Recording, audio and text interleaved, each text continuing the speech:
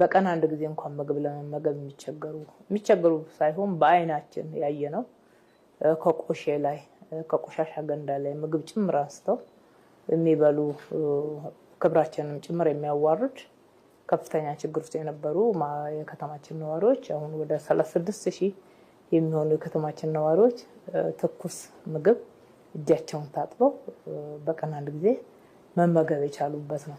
ይሄ ምግብ ብቻ ሳይሆን ክብርም ፍቅርም ያገኙበት ፕሮግራም ነው። በሌላ በኩል ደግሞ አሁንም ሰው ተኮር ነው የምንለው የተማሪዎች ምገባ ነው። ተማሪዎች ምገባ ብቻ ሳይሆን ልጆችን በትኩረት የማስተማር ትውልድ ላይ ኢንቨስት የማድረግ ለትውልድ ትኩረት የመስጠት ጉዳይ ሰው ተኮር ውስጥ የሚያዝ ነው። ልጆች በቀን 2 በየትምህርት ቤቱ ይመገባሉ። በአሁኑ ሰዓት ወደ 1 ሚሊዮን የተጠጋው ቁጥር ነው አዲስ አበባ ላይ በምገባ ፕሮግራም ተይዘው ያሉ ተማሪዎች። ከዚህም አልፎ የትምህርት ቁሳቁስ መማሪያ ቁሳቁሶች ዩኒፎርማቸው ያለ ወላጅ ጫና ያለ ወላጅ ሐሳብ መንግስት ኃላፊነቱን ወስዶ ያቀርባል ማለት ነው።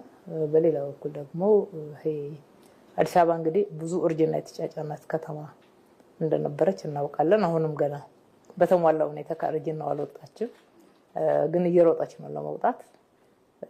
ይሄ የከተማችን እርጅና በከፍተኛ ሁኔታ ጫናው ነዋሪው ላይ ነው።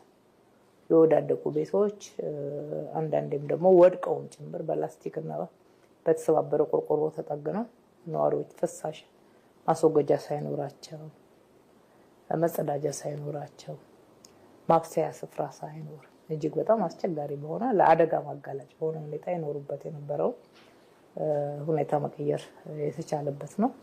39000 አባወራ ማለት ቀላል ነገር አይደለም።